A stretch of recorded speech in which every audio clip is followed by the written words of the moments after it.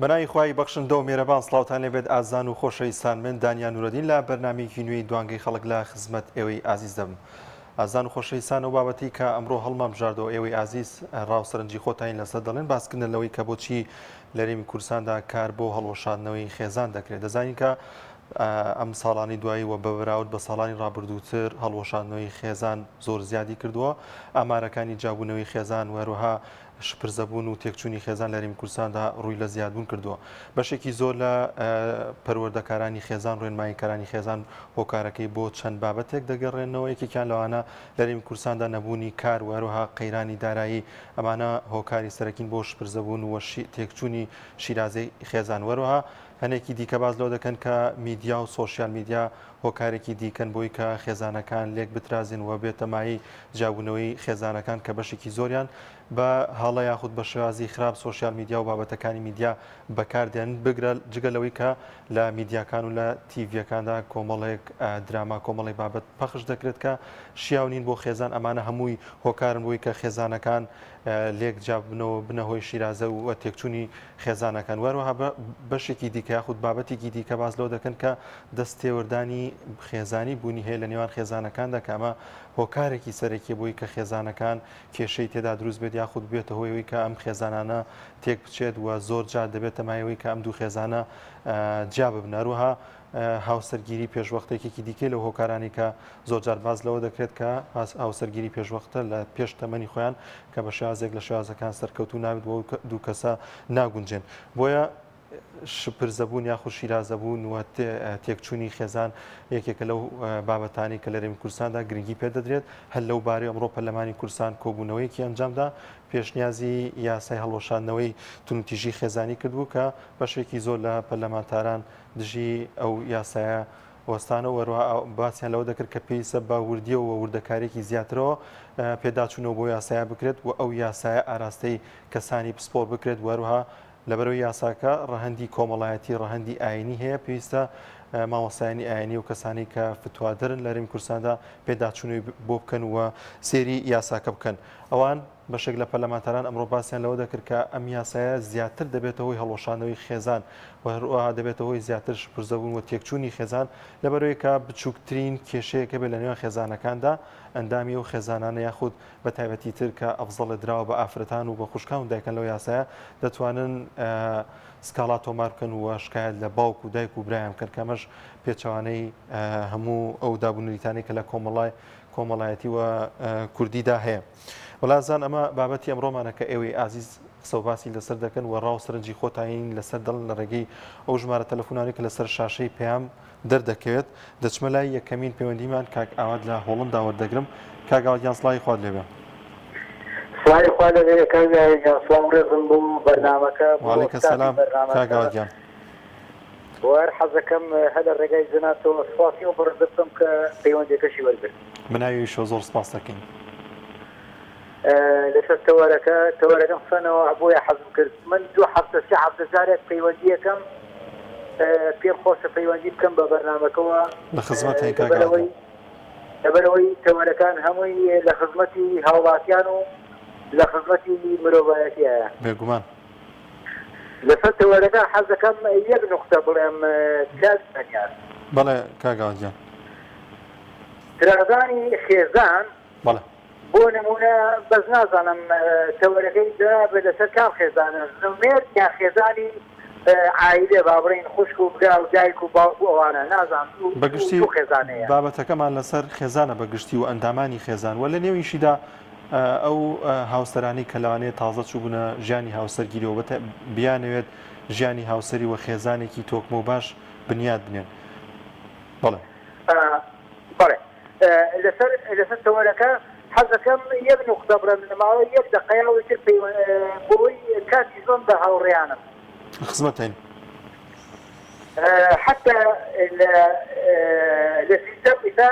لأوروبا لسيستم عائلة يسوى أجر بيت السهريني كردستان لا يخومات دير تقريبا خرابي سياد ونك برم باكر خرابي ديوات لبا يكسبب كاد يعني لوانية توك الصحفية يا وقت روزنامة نوسك يا وقت شكارك بزاني أمثل بسيا هەست کاتێک مرۆڤ کەگەیش ئاسێکی ڕەها لە حڕیەت لە سەربەستی ئیتر بەها بۆ خێزان نامێنێ یعنی بەواتای ئەگەر ئینسان کاتی خۆی چ ساڵەمە و پێش ئێمە کە باوکمانە هاتەوە ئێوارە یەسەر ڕامانەکەدە ماڵەوە لە ترسا لە دەستی دایکمان لە دەستی باوکمان بۆی لێمان نەیە بۆ چکە ڕەهایەکی وا سەربەست و هینمان نەبوو ئەخلاقیانە ئێمە پابند بووین بە دایک و باوکمان بە دەستی دایک و باوکمانەوە ئێستا لەم زەمانەیە هیچ ترسێک نەماوە نە لە عایلە نە لە مناڵ نە لە کوڕ نە لە کچ بەنسبەت ژمێریشەوە کابرا سەیەکەی حەقی خۆیەتی ژن بێنێ زەواج کاتدانیار بەڵام سەیەکەی زۆرۆفی وای لێکردەوە دوای 3 مانگ 4 مانگ وەکو حەزەکەم بە 2020 خەن بەرنامەیەکی دابری لەسەر تەلاقدان و ژن تەلاقدان و جیابوونەوە ئەفسانە بەڕادەیەکی زۆر زیادی کردووە لەبەرەوەی کە بنیەی تەحتی داهاتی مرۆڤ کەم بووە کە کەم بووە ناتوانێت بە خەریکا و مەجبورە ئیتر وازی دێنێ ئیتر من بۆ ئەو خاڵەیە گەڕێنمەوە کە ڕەهایەکی مطلقاً خۆی هەموو شتێک لە ڕەهایە غەڵەتە بەس کە ڕەهایەکی سەربەست هەبوو ئیتر ئەخلاق یعنی عادەتی وشکە تێدەچێ بەڵێ ئاماژەت بە ئەو ڕێزوشکۆیە دەکرد کە لە زۆر سپاس کاگاوەجیان هەر ئیزافی قسەکانی بەڕێستان ویستم باسی بکەم ئەو ڕێزوشکۆی کە لە ڕابردوودا هەبوو کاتێک کە باوکمان داتەوە ماڵەوە بوون و هەموو ڕێزوشکۆی هەبوو لە ئێستادا گەرچی کەم بوو بەڵام ئێستا خەریکە بە یاسا ئەمە ڕێک دەخرێت کە ئەمەش نەمێنێت بۆ نمونەگەر باوکێک لە کچەکەی تووڕە بێت کچەکەی دەتوانێت خێرا شکایەت بکات و شکات لە باوکی بکات و ئەسکاڵا لەسەر باوکی تۆمار بکات یعنی بچووکترین کێشە و گرفتە لە نێو خێزاندا بێ ئەم پرۆژه یاسایی کە ئەمڕۆ پێشنیار کراوە خوێندنەوەی دوین بۆ کرا لە پەرلەمانی کوردستاندا دەیانەوێت بەو یاسای یاخود ئەو یاسایی دەربکەن کە بێتە مایەوەی کە خێزان زیاتر شپرزە بێ زیاتر هەڵوەشێتەوە.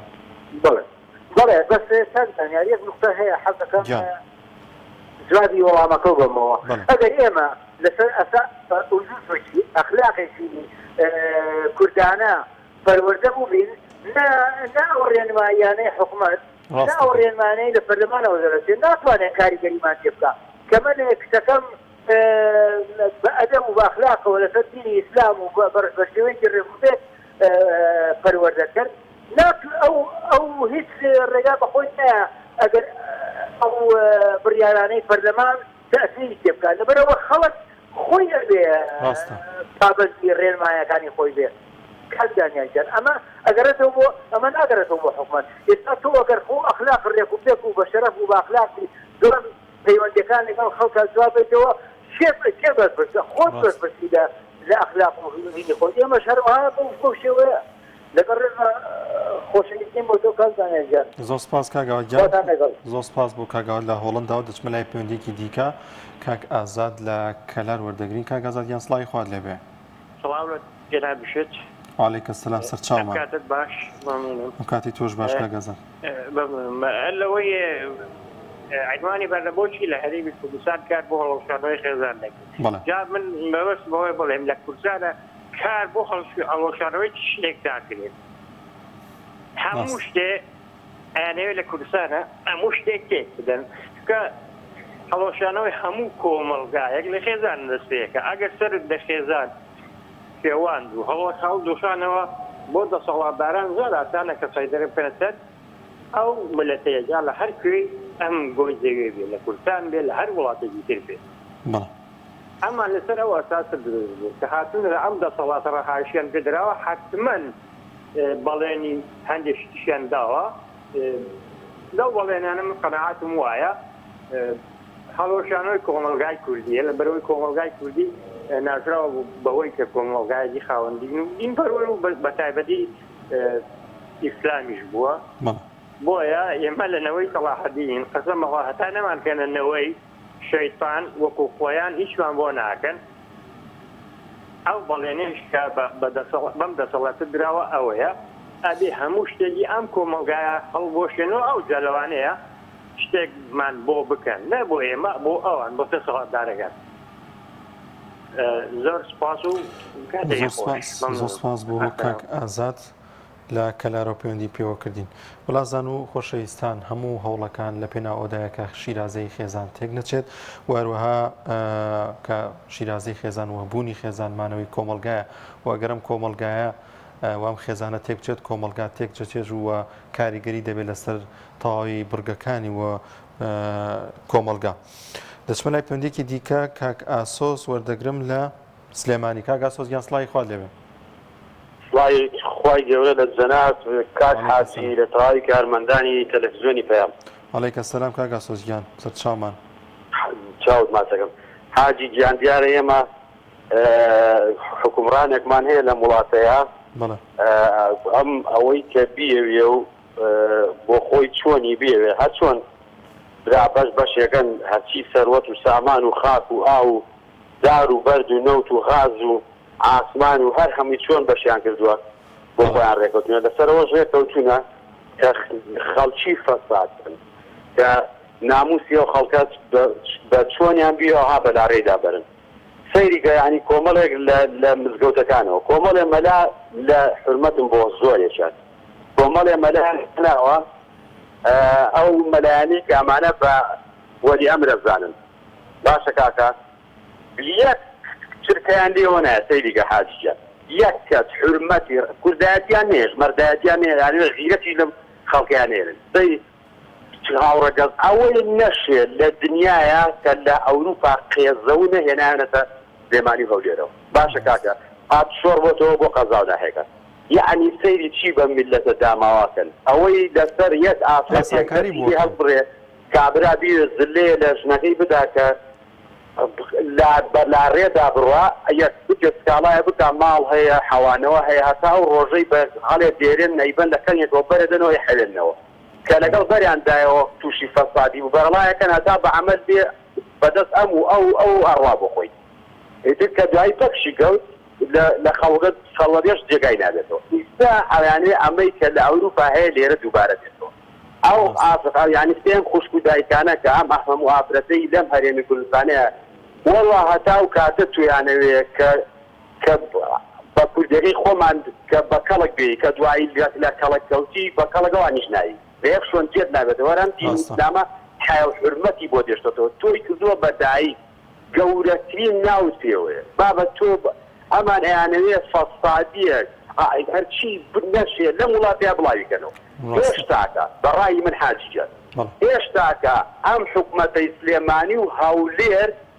لە برادەری چەرخ و فەلەخەکە باشترە. خوا شایدە ئەو پیاوە بیەوێ شتێ بکاتە نەکەین بەڵام وەڵڵاوە بیلای ئەوەی پێی بکرێ قیمەت و ئەخلاق بە میلەتی کوردەوە ناهێنێت بەس بۆش پژگیریەکەن حاجی دەرەوە بەس بۆ پژگیریەکە ژیان تێ نەگەیشتم وتم با تەشیریان پێ نەکەی باسییان نەکەین تووشی غیبەت نەبین خەڵکی تا ڕەنگە خەڵکی چ بێ ئاسیکە بەس تەلەڤیزیۆنەوە کردووە من ئەڵێم وەڵا گومانم هێ لەو مەلایانەیە تێ لە کەناڵ چواری ئەو هێناتی چوارەکەی ئەو وتاریشەدا وەڵڵاوە بیلای نیشانەی پرسیار لەسەرێتی تۆ دەی لە پشتەوە هێناتی دوی وا دێکاتە هەرچی نەشێ بە میلەتی کوردی کردووە بە زمانێکی پاراوی کوردی حەمان باتەکە مناڵەکە لەوە و پیاوەکە ئەوە و ژنەکە ئەوە تۆ دەیەتی لە ئێوە گیرتار بۆم نەدەی تو خوا بە دیارە تەلەڤیزیۆن دانیشم یا چه کۆڕێکە بەستێ کاکەوەڵا من دڵم بۆ کاکە پیغمبر صلی الله علیه و سلم قصش تو سه باو سه زانه بله صلی الله علیه و سلم کاتی خالشی مجلد داما و دی دنگ بمانکات تو پی ای هاوار دنگ بچی دی ها یعنی صاحب یعنی دندانه که صاحبتی یه پارلمانتارکان من لا شش یازوا اوید بکشینا لهوری پارلمان ای بود یا یتو به حکم ناری ما او بسرت ای خطوز ما او بسرت پارلمانتار یا و تا همو اپوزیسیون دست ششنوا ئەو موچەیە وەرمەگرنیەوە بێتە موچەی بندیوار ئەگەر وەری شێگری وەرە لەوێ بزانە قسەیەکەکە لەسەر کامیان قسەی لەسەر حیجاب و لەسەر ئەخلاق و ڕەوشتیە میلەتە کام پەرلەمانتاری تۆ دێی کاتە گیان ئێمە خۆشمان تاوانباری حاجی گیان ئێمە خۆمان دەنگ بە کۆمەڵە خەڵکە دێنە چین ئەو تەسویری بڵاوە بێتەوە گەعداکە و مەشروبە و چیە و ئێمە جەسادی بڵێ وڵاکە کاتە گیان ئێمە خۆمان داماین وەڵایی لەم تەلەڤیزیۆنی وەڵێم بەو خوایە یەکەم کەسێک مەلاکان تاوانبارن خوا شایدی و ئینشەڵا ئێوە حقیقەتەکە ناوێرن تاکەوە پیا و بیرێن با دەرکرێ لە ئێستا تۆری کۆمەڵایەتی فەیسبووک بڵێ لەسەرەوە دەرکراو حەقم وتووە زۆر باشە کاگاسۆز گیانبا ڕێگە بین بە هاوڕێیانی دیکە زۆر باشە زۆر سپاس بۆ کاگاسۆز لە سلێمانیەوە دەچمە لای کاک پۆڵا دەمێکە چاوەڕێ کاک پۆڵا گیان سڵاوی خوا لێوێ سڵاوی خوا لە تۆ لە کارمەندەکان لە بینەرەکان خۆ هەر تەندروست باش بی برای بەڕێز وعەلەیکە سەلام کاک پۆڵا گیان خۆزگە بە دیاریکراوی من نازانم لەسەر بڕیارەکەی ئەمڕۆی پەرلەمان بدوێم یان لەسەر تێکڕای چەمکە فراوانەکەی خێزان بدوێم هەردووکی چۆنە پێ باشە تۆ ئاوا قسە بکە بەڕێزی سەرەتا خێزان بەردی بناغەی دروستکردنی کۆمەلگایە کاکدانیار خێزان بەردی بناغەی دروستکردنی کۆمەلگایە کۆمەلگاش سەر دەچێشێ بۆ دروستکردنی قەوارەی نەتەوە و میلەت و قەوارە سنووریەکەشی ئایا لە کوردستان ئەگەر بێت و وەکو ڕۆژئاوا بیرکەینەوە من هەمیشە لەگەڵ پێشکەوتنم بەڵام لایەنە ئیدادیەکان لایەنە ئەرێنیەکان کەس و کارمان زۆر ئاگاداری ڕۆژئاوای ڕاستە ئەوان گەیشتونەتە ئاستێکی بەرز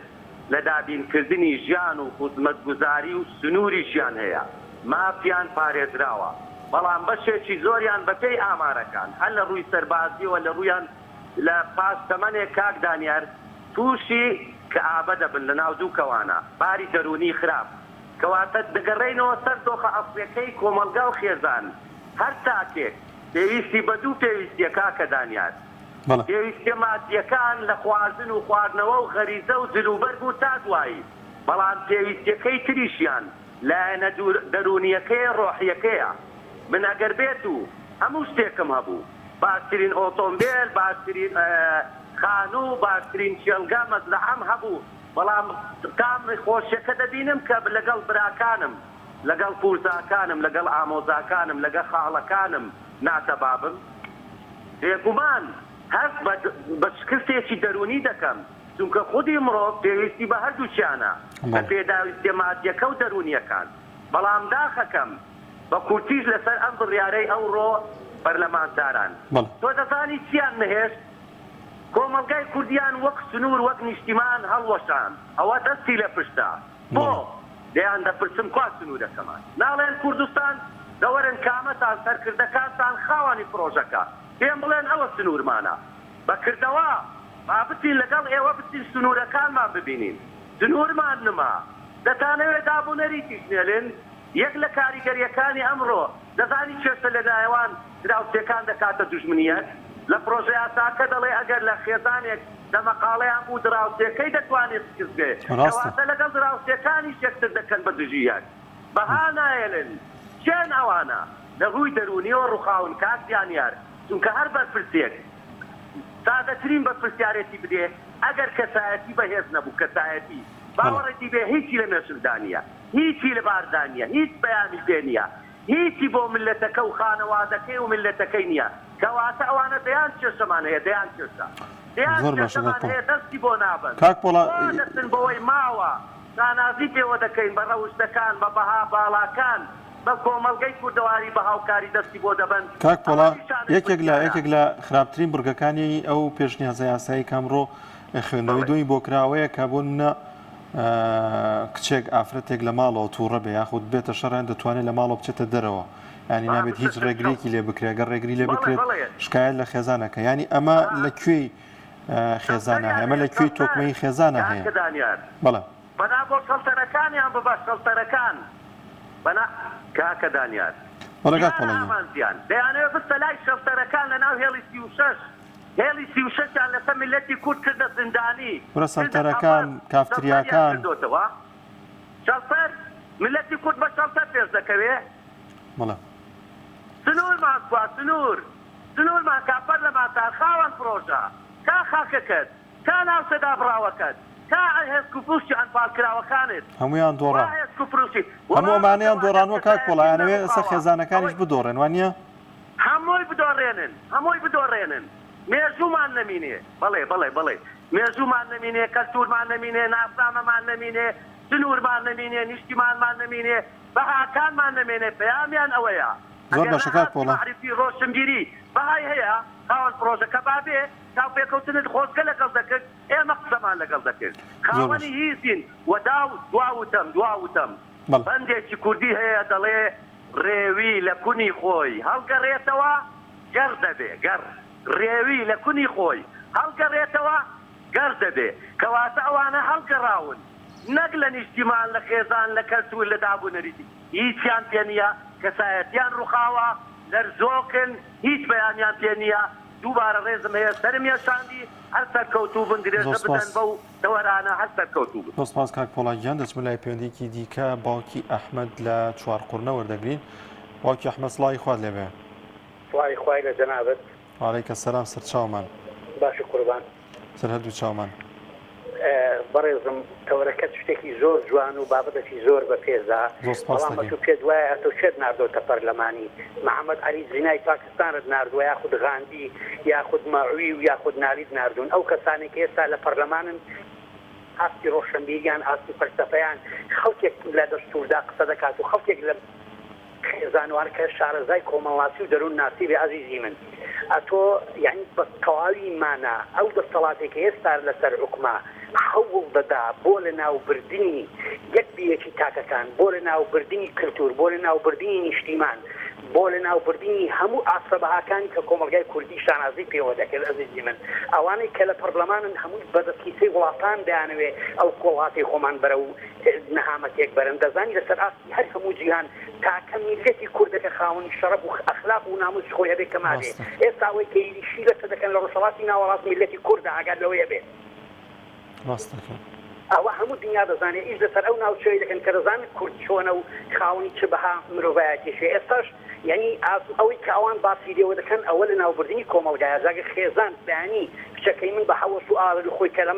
من بۆ لە ئەوروپای گەڕامەوە شتێکی بەسیط با بۆ باسکەم یعنی کە لە بەریتانیا دەژیان ماوەی زۆرش لێ بووم کاری ڕۆژنامەگەریشم دەکرد باشە ئێستا لە ئەوروپادا فامیلی نۆمۆ خێزان نەماوە شوار منداڵی هەنا مێردی نەکردووە ئەویان دەوێت لە وڵاتی تۆ کاچی من ئەو نانەوێت تۆ خاوەنی باوکو و باپیر و ئێستا من باسی ئەوت پشتی خۆت بۆ دەکەم دەیان ناس و هەمووش ڕێزیان لێ دەگرم باوکی ئەحمەد لەم نێوەندەدا تا چەند گرنگە خێزانەکان خودی خێزانەکان وشیاری ئەویان هەبێت کە ئەم جۆرە بابەتانە کاریگەریان لەسەر نەبێت بۆ نمونە لە نێو خێزانێکدا درامایەکی زۆر خراپ هەیە ینی درامایەکێ کە کاریگەری دەکاتە سەر ئەم خێزانە بەشێک لە دراماکانیشیان کە لە میدیاکانی دەسەڵاتەوە پەخش دەکرێت خیانەتی هاوسەرگیریە خیانەتی ئەیتر خوشک و برایەتی ینی پڕە لە تێکچوونی شیرازی خێزان ئەنی ئەمە نمونەیە بینەوە تا چەند گرنگە کە خێزانەکان ئاگاداری بن هەل لە میدیاکانەوە هەل لە ئەو تەلەڤیزیۆنەی کە لە ماڵەکەیانە دانراوە بۆ تەواوی بابەتەکانی دیکە ئاگاداری خێزانەکان بن نێڵن خێزانەکان هەڵبۆشێتەوە نێڵن خێزانەکان تێک بچێت بووە هەمیشە بەردەوامکان لەسەر تۆکمەی و بتەی خێزانەکەیان بکەن ئەگەر مەزارم دێ شکارێکت بۆ بکەم لەو بوارەی کە باس جەنابەت باسی لێوە دەکەی ئێمەی کورد لە ساڵەکانی 1985 تەمسیلی بۆچی ژێردەواری ڕەش کرا بەڵێ تەماشاکە ئەو کاتی کە شاناز دەڵێتە کوڕەکەی دەڵێ ئەی کچەک دەڵێ گاکەی پێ بووە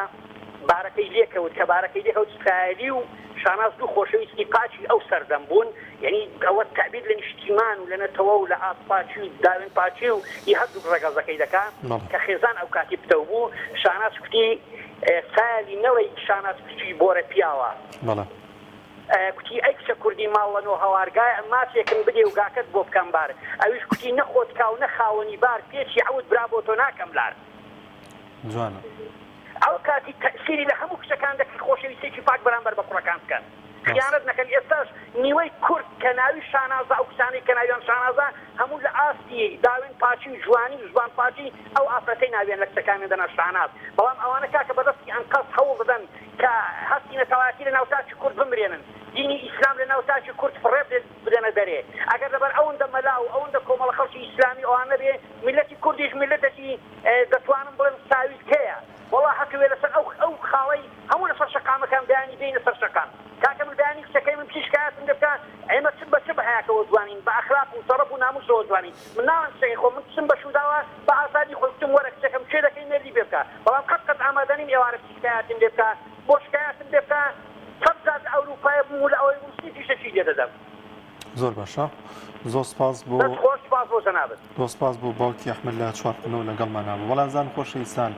لە بەرامبەرەوە بەرەی کە کار دەکات لەسەر هەڵۆشانەوەی خێزان لەسەر تێکچوونی شیرازی خێزان بەرەیەکی دیکە هەیە هەمیشە بەردەوام کات لەسەرەوە دەکات کە پەروەردەیەکی جوان پێشکەش بە خێزانەکان بکات هەمیشە و بەردەوام هەوڵ دەدات کە هاوسەرگیریەکی تۆکمە لە نێوان خێزانەکاندا هەبێت خێزانەکان پڕبن لە خۆشەویستی پڕبن لە ڕێز و پڕبن لەوەی کە هەمیشە بەردەوام پێکەوە بن تاوەکو ئەو ڕۆژەی دەمرن ئەم خێزانە بە تۆکمەی بە خۆشەویستیەوە بمێنێتەوە و بەرێژ ئەوانن کە هەمیشە بەردەوام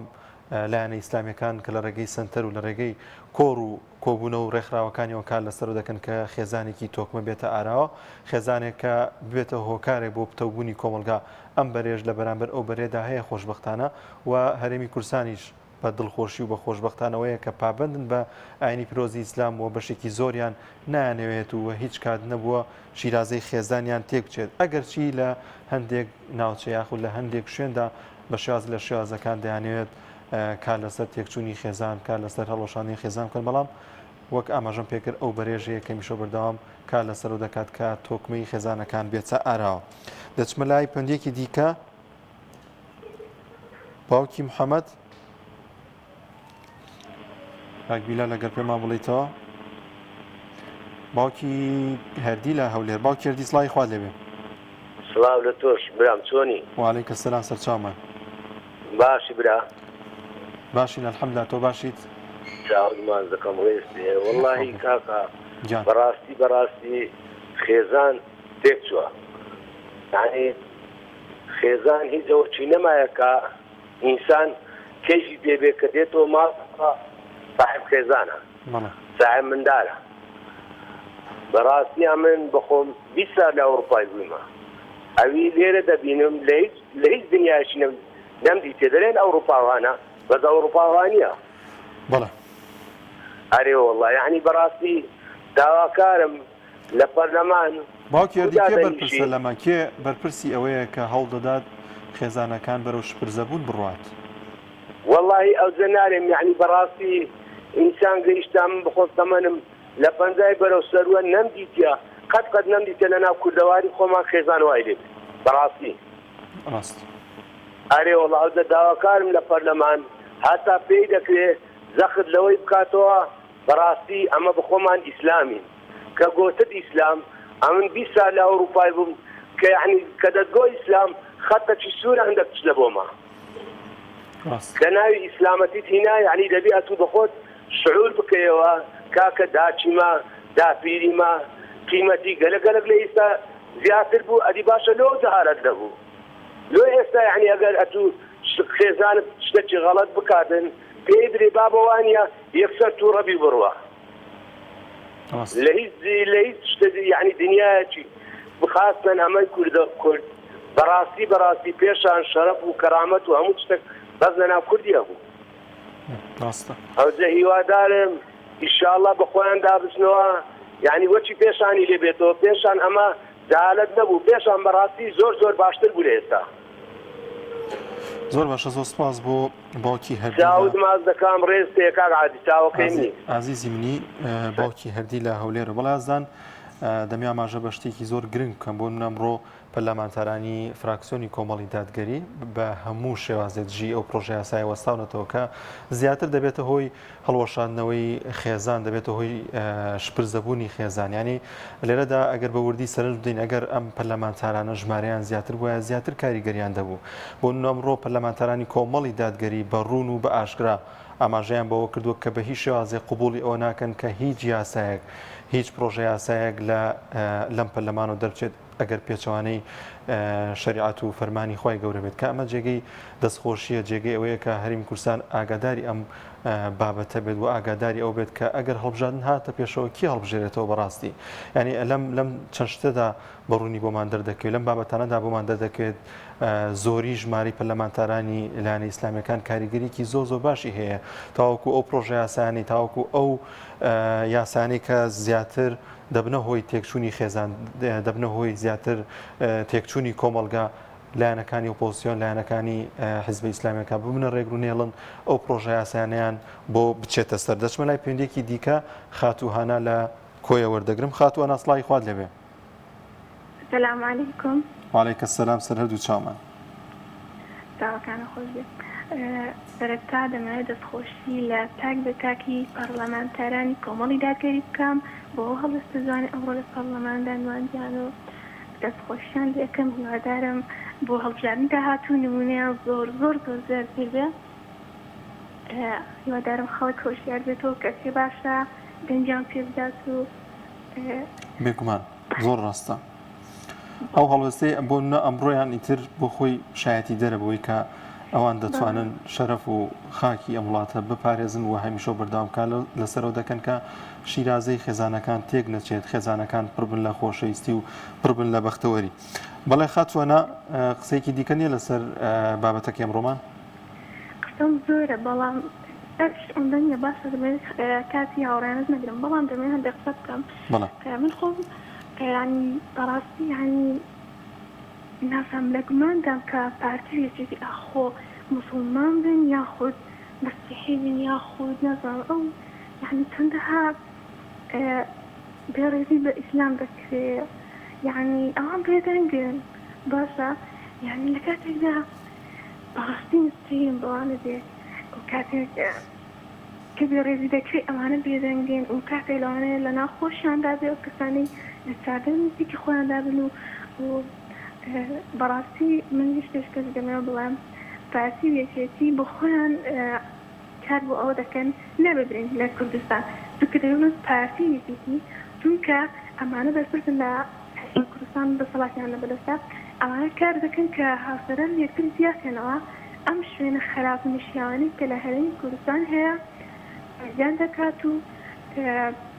یعنی بەو هەموو پارەی کە دێتە دەستیانەوە بۆ مەتێ ڕاخۆن دەتن ئافرەت و هینی خەڵکی دێن ناو هەرێمی کوردستان و بەڕاستی مەشەرمە بۆ ئەوانە هیوادارم خەڵک ئەمە قبوڵ مەکە و دەستخۆشیاتانی دەکەم بۆ ئەم بەرنامە جوان تۆرە جوانە کات خۆش بە زۆر سپاس خاتوانە لە کۆیە پێندێکی دیکە وەردەگرم کاک جەمال گیان سڵای خوا لێبێن لەکوێ لە بازیان لە بازیان کاک جەمال گیان سڵای خوا لێبێن ماما کازا سلام علیکم سڵاوی خۆی گەورە لامون لەولێوەش یاخوا سەلامەت بی تۆ باشیت دەستخۆشی بەرنامەکە لێکم سوپاس بۆ بەدانەستکردنەکان بۆ عزیزی ئەمەی کاک جەمال گیان سلامەت ئینشاءالله سەرنجت چییە لەسەر بابەتەکەی ئەمڕۆمان وەڵای خۆی ئەگەرێتەوە بۆ ئەو شەخص و کەسایەتی و خێزان و باوک و دایک و برانان کەس ئەگەر ئیمانی بە خۆت بێ هیچ کەسێک پێی ناوێرێ لەگەڵ ئەوەشە ئەگەر وڵاتان هەر کەسێک لێرە لەوێ لە هەر شوێنێ بیان دژی ئیسلام بۆسن خی گەڕە خۆی سەرە بە تا تەنیا من دیفاع لە ئیسلام ئەگەم کەسیش نەبێ ئەمە لەلایەک جوانە دووەمەنیشی ئەگەڕێتەوە بۆ خێزانەکان خوانەگە هەر کەسێک گەنجێک بێ ئافرەتێک بێ کچێک بێ خێزان بێ پیاەک بێ ژنومێردێک بێ ئەگە ئیمانیان بە قوت بێ بۆ خۆشیانە بۆ ماڵەکانیشان هیچ کەسێک پێمان ناوێنێ زۆر ڕاست حەزەکە ئیدۆسەر چیەکەن بیکەن حەزەکە ئیدۆسەر مزگەوتەن بیرە خێنن ئێمە ئیمانمان بە قوت هیچ کەسێکمان ناوێنێ یعنی خی گەورەمان لەگەڵایەتر لە چیە ترسین چیەکەم ما بیکەن هەر کەسێکە هەر وڵاتێکە هەر شوێنێکە چیەکەن ما بیکەن ئەمە خۆیەکمان لەگەڵای ئەویشی دروست کردبووە تەنانەت بینیم لە وڵاتی چین بوو وەنەرزەیەکی نات وای ئەهەژان ئەیلەرانە پردی گەروخانانە بڵم چەند مەتر درێژ بووە هەمیان ڕیان نەکرد خی گەورە شتێکی ئاوان بۆ بنێرێت چیەکەن بەوە گەوا زودی ئیسلام بۆسن زودی ئیسلامەت بکەن زۆر مشکی دەیە وڵاتان بێ هەر کەسێ بە لێرە بێ لێ دێ ئینسان لەمیا تەداخلی هەشت پێ بکات تەداخلی ئیسلام نەکا بۆ خراپەکە چونکە ئیسلام زۆر گەورەیە یەکسەر خی گەورەی بە جواب ئەمە لەلایەک هەموو هۆکارەکان ئەگە حکومەت پارە با بە خەڵک ژن و ماڵۆژیان دروست بکە خراپەکاریش کەمە بێتەوە نامێنێ تۆ تەمەشاکە بە قەرزیش تۆ پارە بنێ بیەیتەوە هێشتا نەدەنێ ئەمە هۆکارێکە خەڵک ئەگە گەنج بێ و ماڵژانی بۆ نەبێت بین لە خراپە کاتۆ ئەوش وایێ شیرازە کۆمەڵایی تێکەدا ئەیناگە دیانە ئیدۆسەر ئەوکەن خێزان تێک بن خێزان هەڵبۆشیان هیچ کەسێک ناتوانێت بەس ئینسان ئیمانی بە قووەت بێ تەماشاکە هەر لە مەکتەب مامۆستاگە بە کچەکە ناڵە بار و توقوت بێ دایک و باوک خۆی لە ماڵە فێر و توقوتیەکە ئەینەرێ بۆ مەکتەب خەتای دایک و باوکەکەیە ئەمە لەلایەک دووەمینیشی ئەگەر من شتێک دروست بکەن حکومەت یان خێرخوازێک بێ کەسێک بێ خێرخوازێک هەڵە سێ مزگەوتێک دروست دەکات 100% بۆ دانێ بە ئەم 100% یا بە گەنجێک چەند گەنجێک ژنەماڵۆژیان دروستکە ئەوە باشترە مزگەوتەکەش خوا لەسەر عەرزە نوێژنەی خوای گەورە فەرمێ عەرزەکە بۆکردن بە فەرش یعنی ئێمە ئەگەر ئیسلامەتیش بکەین لەسەر ئەم فەرشە دروستە تاریش بین بارانی دێماندا بەشتر دەدومان خوای گەورە پاک بێ هەر بمان سادەکە و سەرکەوتووە بین هەموو کەسێک ئەگەر ئیش بکە بۆ خێزان هەڵوەشانەوە لە هەر وڵاتی بەلایەن شوێنێک بێ هیچی بۆ ناکرێت بەس بەشێت ئەو کەسی ئیمانی بە خۆت بێ ئەو بنەماڵەیە ئەو شەخسە ئەو عایلەیە یەگومان زۆر باشە زۆر سپاس بۆ کاک جەمال لە بازیان بەنامەکە لێگەمامەکردان سەلامەت ئینشەڵڵا عزیزی منی دڵنیا بەخوای گەورەمان لەگەڵ ئاخەم یەک شتێ نەبێ ئینشاءڵڵا خوای گەورە پشتیوانمان بێ زۆر سپاس هەر خوای گەورەمان لەگەڵای هەموو کاتێک ئینشاءڵڵا سەلامەت ئینشەڵڵا هەر یۆدیا سەلامەت لەگەڵ پەیوەندێکی دیکە وەردەگرین کاک دارا وەردەگرین لە عەربەت کاک دارا گیان سڵای خوارد لەبێ السلام عليكم ورحمة الله وبركاته. وعليك السلام سرچاومان. ئێمە سەری مێژووی مرۆڤایەتی کەین وەکو دووربینێک وەکو شاشەیەک وەکو فلیمێک وەکو ڤیدیۆیەکی ناوەنێ ناونێ لە قورئانی پیرۆزەوە سەری مێژووەکەین. بەڵێ. سەیری خێزانانەکە کە بران خراپ بووە وەکو حەزرەتی یوسف. سەیری خێزانی حەزرەتی ئیبراهیم باوکی سەرکردەی کافرەکان بوو. سەیری کوڕەکەی حەزرەتی نوح کە ئەمانە هەر هەمووی خێزانە.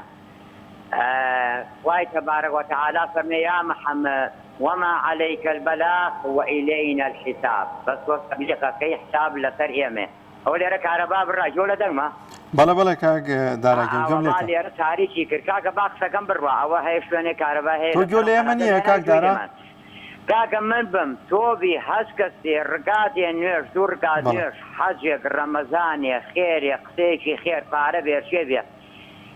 بەجوانی بیکات و پەیامێکێ بێ بیگەێنێ سبەینە بە فرزنیە لە دیوانی خوای گەورە جا ئەگەر من تۆبی هەست کەسێ بێ ئێمە ئاڵێن یاسایەک دانێ لە مرۆڤایەتی دەرنەچێ باوکێکی لاکە دایکێکی لاکە کچەکە خۆی لاکە کوڕەکەی لاکە کاکە ئەمە بەشەرە قسەیەک دەرەچێ تووڕەبوونێکە شتێکە تۆ ڕاکەی پۆلیس یێنی پۆلیس خۆی هینی نییە خێزانی نییە ئاسایش یێنی ئاسایش خۆی ساحیب و کچ و کوڕ و ماڵ و مناڵ نییە ئەمە لەلایەک ئەمە ئەوە ئەبێ هەست کەس بەهای قیمەتی خۆی بزانێ بەرامبەر ئیشەکەی واجبەکەی بزانێت چیەکە شکاتێترمانەیە کاکە خوای گەورێ من کچەکەم خراپە دوعاکەم خوای گیان چاکێ کوڕەکەم خراپە دوعاکەم ژنەکەم خراپە یا ژنەکە بۆ باوکەکە کچەکە بۆ باوکەکە عەکسی کەیتەوە ئەمە بەشێکیتریشمانێ نە من نەتوە هیچ کەسێ ناتوانێت کەس بە شەق و زل لەبەرێ بۆ بەهەشت ئەمە واقعە بێگومان ڕاستە ئەنجا نەوەکی کەمانێ ڕێزمەیە بۆ کابراکی عارەبانێ سارێ ئەمڕۆ گەڕێ بە کۆڵانەکە کەس لێ نەکردێ ڕۆژێتوانی تر نایەتەوە بۆ کۆڵانە ئەمانش قەرار دەرەکەن خەڵکەکە خۆی باشێ قەرارەکان مەفعولی نامێنێ بەڵام تۆ سێرکە ئەوە چەند مانگێکە ڕابردوو مەعاژنان دەی لە پڕا مەعاژێن بۆ دەنگانە بۆ هەرچێکە خۆ دەنگانە وەساسی نییە کەلکە قرارێ دەرەگەر خەڵکەکەش ملکەجێدا لە بەس نییە مەعاشەکەمێ گوێ نایەتەم بەڵام من هەر ئەوەنە ئەڵێم خەڵک لە ناو خۆیان تەبابێ ژنە غەڵەت دەکات ئەم بێردە با سەرفە نەزەریە بێ شکات لەکوێ لەوە خوا حەزەکەم ئاخر قسەمەوە بێ لە ساعت چەندی ئەم کۆمەڵگای ئێمە چەگارە ئەوانە بەرپرسن کاکە فەرموویێسە بۆ نمونە من دەمەم گیرە بێت لەگەڵ دراسەیەکەم ئەجێ شکات دەکات براکەی باوکی من کاکەی ئاسایش تۆ وەرە حەق بە بە من حەق بە بە و ئەنجا حەق بە بەو یاسایەکە دەرکراوە ئێمە دوجار مرۆڤین ئەگەر یاسا وا بڕاوەڵاتر بینەتر یاسا دەرەکەن ئەڵێ سێشەممان بە دەردەی کورتەوە وەرنە دەرەوە چوارشەمانیش بە شەڕواڵەوە ئەمانە یاسانیە مە مەزاجویە دەی من قسەم نەما ئاخر قسەم ئەوەیە خەڵک ناتوانانی بە شەق و زلەبەری بۆ بەهەشت لێ گەڕێت چی یاسایە دەرکەن با دەرکەن وئین ئەکسەرە الناسی لەفی جەحیم زۆربەی خەڵک لە جەهەنەمایە دەتوانێت لێگری لە خوای گەورەکەی ناکەی ئەینە تەسەبوون بۆ کوێ ئەچن بەڵام ئاخر قسێشمە لەم دوشێ جارە لەم ئاخر قسەم بەڵام قسە زۆرە خەڵک ئەبێ خۆی چاک بێ هەزار کە ڕەوتومەتەوە ڕووکەرە قورئان چاکەبی وەڵڵاهی وەبیللهی وەتەڵڵاهی ئەمە سوێنی مەحکەمەیە خەڵک ڕوو کاتە قورئان چاکە بێ دەی خوافیز زۆر سپاس کاک دارەگیان خوای گەورە کاک دارە کارەبا هاتەوە خوافیز حافیز بێ دیارکەکدارە کارەباکەی پچراو لە کاتی پەیوەندیەکەیە. وەڵازان خۆشەویستان لەبارەی ئەو پێشنیازە یاسای هەموارکردنی یاسای تونتیژی خێزانی ئەمڕۆ سەرۆکی فراکسیۆنی کۆمەڵی دادگەری لە پەرلەمانی کوردستان ئاماژەی بەوە کرد کە ئەم پرۆژە یاسای ڕەهەندی کۆمەڵایەتی ڕەهەندی ئاینی هەیە و هەر ڕەهەندی یاسایی هەیە پێویستە کەسانی پسپۆر بە وردیەوە سێری ئەم پرۆژە یاسایە بکەن و گرنگیشە لیژنەی فتووەلەرمی کوردستان لێکۆڵینەوەی لەبارەو کە هیچ کات بڕگەیەکی تێدا نەبێت پێچەوانەی شریعەت و یاساکانی ئاینی پیرۆزی ئیسلام بێت. بەڵازان خۆشەویستان دەچمە لای پەیوەندیەکی دیکە کاک عەبدوڕەحمان لە هەولێر. کاک عەبدوڕەحمان یاسڵای خوارد لێبێ. سلام الله عليكم. وعليكم السلام كاك عبد الرحمن جان باشيت؟ سلامة ان شاء الله كاظم وإدارة وهم بالسلام. يا اخوة باش بيت ان شاء الله. تفضل يعني. جان. كان سلامة لي من متابعة لكم أريد أن يسلم فتق سيئة. أستاذ أستاذ على وضع مالك هذا المسلمين أيك معنا. إذا قلت البخاري يا ترى سيشي البخاري. لكن قلت البخاري ترشيكين المعركة بخير في قلت إلى كل مقاطعة أيام المحاولة بخير كما للمكان في النار شوية كبير. ألو؟ جملة كاك عبد الرحمن يا مالي. طبعا رب عبارة أبلغ رب إشارة أبلغ من عبارة بس كيف الدولة تصعد حركات الولاياتي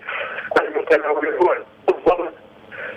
شان حركة معصرية المتناولون هو أستاذ قانوني ألماني المقاطعة. كم تنقل غامزة كاك عبد الرحمن بباشي جمال ليدنية نازانم شبكات باجنية. أدي أستا باش تريك بالا فرمو. قلت حركة يصاشان بشان يقدر إيش دكان سناكن إيش دكان حركة متناورون وحركة ماسونيات متناورون أستاذ شيء ألماني أستاذ قانون ناوي آدم لمقاطعي بافاريا أو جمعية دانا يكم هدفي محاربي آين تو عالم الشنويسة يعني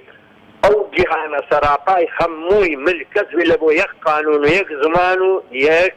آلا أو حركة متناورون إيش إلى بودكا أو دا هموش بدستي خويان بي يكتاك زمان يكتاك آلا يكتاك دولات متناورون ماسونيات استبيك وزائد الصهيونيات أو سيكوتشكيوا إيش دكات تقصى أستاذ كردار نقرفتار عفوا نقفتار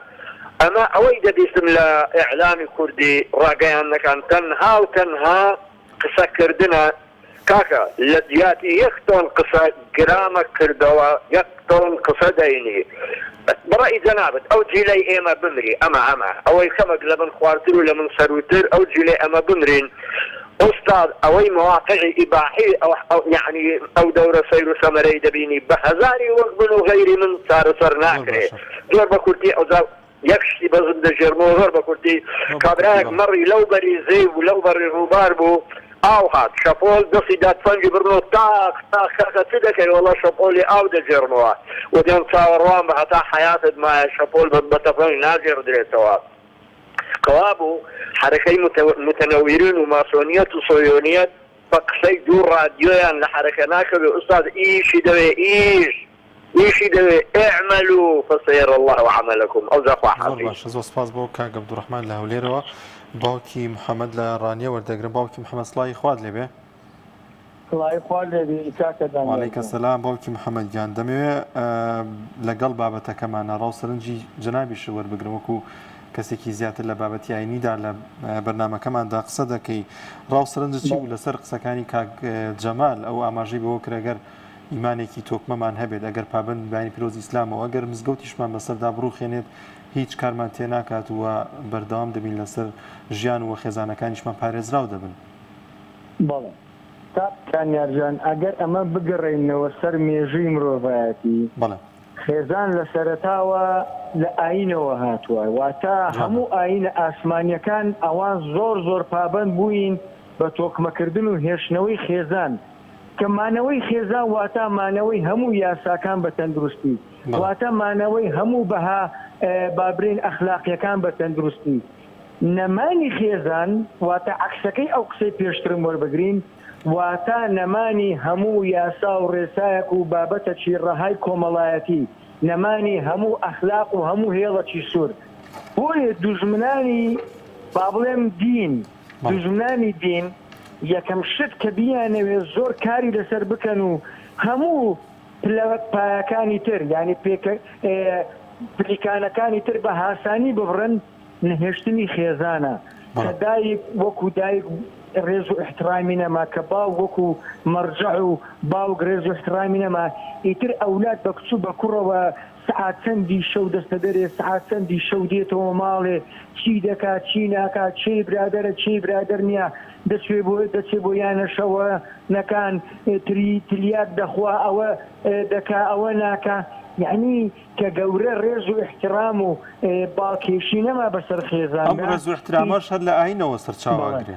بە دڵنیاییەوە کاکە دانیاجان من زیاتر دەمەوێت بە بەڵگەی منطقی قسام کەم نەک بە ئاەت و حەدیث دەنات چەندین ئاەت و ئەحادیث هەیە بۆ بەڵگەی ئەو قسانەی من بەڵام دەوێت من زیاتر بە بەڵگەی عەقلانی و واقعی قسەکان بکەم بۆەوەی کە غەیری موسڵمانیش زۆر پابەندی بە خێزانەکەی خۆی و نێ بکەوێتە ناو ئەو داوای دوژمنانی خێزانەوە با من ئاوا بڵێم کە نەمانی ئێستا من قسە لەگەڵ باوکێک دەکەم کە هیچ پابەندێکی با بڵێن ئاینی نییە ئەی باوک تۆ ئەوەت قبوولە ڕۆژ تا ئێوارە کار و کاسبی دەکەی بۆی ئەو خێزانە پەروەردەکەی بەخێویانکەی گەورەیانکەی دوای کوڕەکە هەر یەک تۆز قووەتی لە خۆی بینی کچەکە هەر یەک تۆز قووەت و هێزی لە خۆی بینی ئەو بچی برادرێک پێیاکە ئەو بچی هاوڕەیەک پێیاکاتن و هیچ ڕێزێک بۆ ئەو هەموو ڕەنج و تێکۆشانی تۆ نی هەڵێکە بە ڕەزامەندیت و ڕبێنت دەگەر چ بنە ماڵەیەک تێکەڵ بکاتن ئاخر چێ دەڵێ ئەوە لە ئاسی ڕبێن و خێزان و هاوشانی تووە بۆیە من ئەو قسانە بە مەنتیقە بکرێ گەلک ویمە بەڵام کاکە دانیار من لێرەدا نەسیحەتێکمێ بۆ هەموو خێزانەکان غەیری موسڵمان ئەویش ئەوەیە بەڕاستی پێ برێم جیاکردنەوەی هەموو ئەندامێکی خێزان لە ماڵەوە ژووری خۆی ناکرێ کولی نەفەرێک لە ماڵەوە ژوورێکی خۆی هەبێ من لەگەڵ ئەوە دانیم کچ و کوڕەکان تێکەڵ بکرێت بەڵام زۆر ئاساییە 2 خوشک 3 خوشک 4 خوشک با لە یەک ژووربی 2 برا 3 برا 4 برا لە یەک ژووربی ئەو جار ژووری گەورەی خێزانەکانیش بەجیابی من لەگەڵ ئەوەدان بەڵام وەڵایی کاکە دانیار من هەندێک ماڵەیە دەبینم کولی کوڕە لە ژوورە کولی کچێک لە ژوورێک آخر والله برا ئەوە ئەمە زیاتر بێتەوەی کە خۆشەویستی سۆز لە نێوانم خێزانەدا نەبێت بەر لەوە کاکە دانیار ئینسان کە بەتەنها بوو شەیتان دووەمە لەگەڵی ئەگەر 2 ڕەگەزی تیاواژش بەیەکەوە لە ژوورێک بوون شەیتان سێهەمیانە ئینسان کە بەتەنها بوو شەیتان بیری بوو زۆر لایشتی خراپ دەبا بەتەنها بێ زۆر هاسانتر شەیتان لە خشتێ دەبا بەڵام 2 برا یا 2 خوشک لە ژوورێک بن لە شەرمی یەکتر لە ترسی یەکتر لە ڕەقابەکردنی یەکتر ئەوە شەیتان ناتوانێت بە هاسانی بەوانە بوێرێتن ئەو جا کاکە دانیار جان شتێکی تریشێ پێویستە زۆر بە کورتی کاتمان نەماوە باوکی محەممەد سپاس کاتم نەما هەڵی دەگرم بۆ کاتێکتر زۆر باشە زۆر سپاس بۆ باوکی محەممەد لە ڕانیەوە زۆر سپاس دەکەین بەڵای ئازان و خۆشەویستان بە یارمەتی هاوکارانم بەرنامەی دوانگەی خەڵکم پێشکەشکردن تا بەرنامێکی دیکە بەخواتان دەسپێرم خواتان لەگەڵ